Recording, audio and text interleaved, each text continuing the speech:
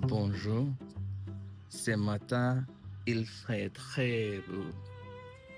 Il y a du soleil, le ciel est gris, il y a peu de vent. Toutes les fleurs du jardin est très beau. That means good morning. It's a very nice morning. There is the sun. The sky is a bit gray. There is a bit of wind.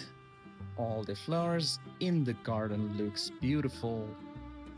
এটার মানে হচ্ছে শুভ সকাল।